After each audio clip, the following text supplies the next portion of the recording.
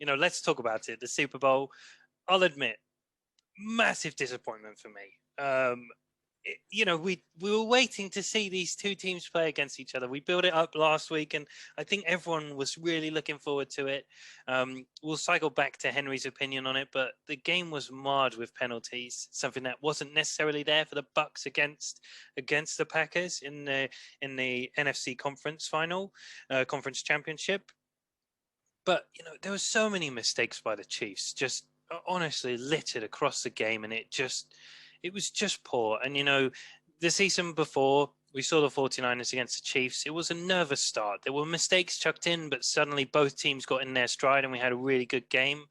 But the one thing which showed was Tom Brady, his professionalism, his decisiveness, and he just cut through it. There weren't any mistakes all the way through for the Bucs, and the Chiefs were behind, and that just increased the nerves, it felt like. Is that what you saw it as well, Henry? I think partly, yeah. I think there were a lot of factors at play, and I know people have talked about the refs and the penalties and all of that, but the simple fact is the Bucs outplayed the Chiefs in pretty much every asset of the game. Really, really shocking and disappointing performance from the Chiefs. I saw a couple of good stats about how it was such a unique game for Mahomes. It's the first game he's played at high school, college, or the NFL where his team hasn't scored a touchdown. It's also the first game in the NFL where he's lost by more than a touchdown. He's never lost by more than a touchdown before. So, yeah, just an absolutely crazy result when you look at all of the stats that the Chiefs have had, even with Alex Smith, over the last, say, 7-8 years. It's a crazy, crazy game. They haven't had this level of offensive failure in a long time. I think one of the things we'll look at is the O-line. I've seen plenty of memes, plenty of videos of Mahomes running for his life. And we talked about it last week. Eric Fisher, not there. They had one of their starting guards, Duvernay Tardif, who's actually a doctor who opted out of the season to work in hospitals for COVID. And I think both of those really hurt them, made a huge difference. And that's definitely one of the biggest factors. I've got some other factors to talk about that I'd love to get Chris and Connor's opinion on what they liked about the game or what they thought. Yeah, I think the O-line is probably the biggest thing. Mahomes didn't get opportunity to run, do anything he wanted to do. He was literally on the run. JPP and Shaq Barrett had him on toast, basically. Every play, it just kept on bringing the pressure. He had to make these, he's near horizontal, near lying on the floor. How he gets it off is unreal. And there's clips come out of the Bucs receiving corps saying he's a magician. It was unreal what he was doing, and some big drops with Hill, with Kelsey. But like you said, Josh, Tom Brady, he's the greatest of all time. He's absolute sheer class in terms of what he brings to the roster and to the field. He's elevated that team from one level to probably 2 or 3 echelons higher. He's brought an absolute class. Obviously, Gronk has helped. They've got good attacking players. They've got defensive players. It was disappointing in terms of the penalties. You wanted probably more of a shootout, I think. But the way the Bucs played, and all credit to them, fully deserved. Yeah, absolutely. And you talked about Gronk, and I waited for this point for our resident tight end expert, and you've been pigeonholed now, Connor. It's official. You are the guy we go to for tight ends. And a game of two halves. Gronk massively overperformed, not in comparison to what he's capable of, but overperformed compared to what we expected of him probably going in.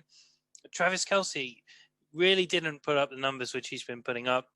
He was probably the most consistent receiving option for the Chiefs still, but he did look a bit banged up, didn't he? What were your thoughts on their 2 games and the overall game itself? No, I absolutely, obviously enjoyed watching Gronk, and I went into this game, obviously, out of last week's, going into it supporting the Bucs. I wanted Brady to have a big game, and I suppose just almost as like a throwback sort of thing, it was really nice to see, obviously, Gronk come out of retirement and just team up the way he did with Brady in that game to secure that win. Because you're right, like what you were saying is that there was drops at the beginning of the game. There was that big bounce off the helmet early for the Chiefs, If they make that catch, potentially a different game with the field position they were in or could have been in. And then on the other side of the ball, you've got Brady being able to throw to Gronk like that, and absolutely loved seeing his performance. It's also, you could see that as well, like Mahomes was under increased pressure, like, and obviously you guys have spoken about the O-line and how little time he had and how he spent all night. What was it? There was something like before there was a stat about how many yards he actually ran without making any gain. Was it like 497 yards of like escape because of how much pressure he was being put under? And in that way, Kelsey just became his like rock. It was like, I'm going to throw to you. Obviously, he did look a bit banged up. He dropped a couple. He was really frustrated with himself for dropping them. And you can see his body language the whole game as well. Like when the plays were going down, like Kelsey was walking around as if like, we've lost this. And then on the other side of it as well is that Mahomes didn't show that. And there was a really great piece of commentary towards the end of that game as well, which was about Mahomes is, can you ever recover from throwing a strop in this game? Like, because you know you're going to lose. Like Henry said already, that he's never not scored a touchdown. He's never what was it? He hasn't lost a game in the NFL in how many games? Like 20. Well, how many games was it? But anyway, and he kept his head up. Like at the point they were already losing by how many points, and he's throwing horizontal passes and he's still trying to get the ball into the end zone. He's still running on whatever this injured toe is and all of these things, and he was just showing that grit till the end. And again, yeah, that would just show for next season like what sort of player he's going to be, because he didn't give up. But no, I thought I personally went into it supporting the Bucks. I like, although it wasn't like the shootout everyone wanted, although it wasn't the 350 yard plus for both TDs game that everyone wanted and touchdowns for everyone, I thought it was just a brilliant result on the side of things. Like Tom Brady should now proving that he's the GOAT. He's now got nothing else to prove. He's beaten who's potentially going to be the future GOAT. He's solidified his name. There's another piece of commentary as well during the game where if he now doesn't, where Mahomes now has to win like 7 Super Bowls in his remaining career, and it's so unlikely. Like in comparison, like if it had been 6-2, but now it's 7-1. It's just like it's ridiculous. So yeah, great game. Me. Thanks, Connor. Nice. Yeah, I'm pleased you brought us back to that positive side. And we were talking about the storylines and we were building it up. And yeah, you're exactly right. Brady cemented himself there. Henry, I know you wanted to touch on several more things. And just before you do, the point you were talking about, Connor, the amount of runs which Mahomes made to try to make these throws. There was a graphic which went out which showed the quarterback's movements prior to passes, completed and uncompleted. And it's just crazy, the difference. Brady is just like a straight line back with a couple of minor moves out to either side. And Mahomes is like, I don't know, like a 2-year-old tried to draw a spider or something. Like it's crazy. It's all over the place. But yeah, Henry, lead us on to some more stats-based side of it. Yeah, there was just something that I thought deserved a lot of credit from the Bucks side that probably won't get the attention that you would have thought. And Chris mentioned Shaq Barrett and JPP. I think Shaq Barrett's a pending free agent. He's going to get paid a huge amount off the back of this season and particularly this performance. And they were great. If anyone remembers the Super Bowl where the Panthers went 15-1, and in that Super Bowl, Mike Remmers played tackle and got absolutely roasted. And the same thing happened again this time with Remmers stepping in and getting absolutely destroyed for another team in another Super Bowl. But the players I wanted to give extra credit to was Jamel Dean and Antoine Winfield. Antoine Winfield Jr. We spoke about Antoine Winfield Jr. about potentially being the defensive rookie of the year. We'll come on to that in a second. But he had a great game and a pick. And Jamel Dean, one of the biggest turnarounds you'll ever see in terms of a game. So if you remember that week 12 game that we spoke about, it was actually the game where Tyreek Hill had, I think, 220 yards in that first half. And I had him on my fantasy team, I will point out.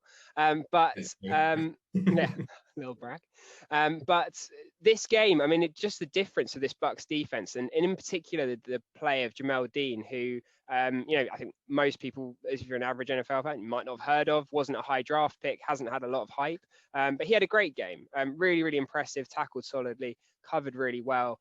and the coverage was so key in allowing that pass rush to get home.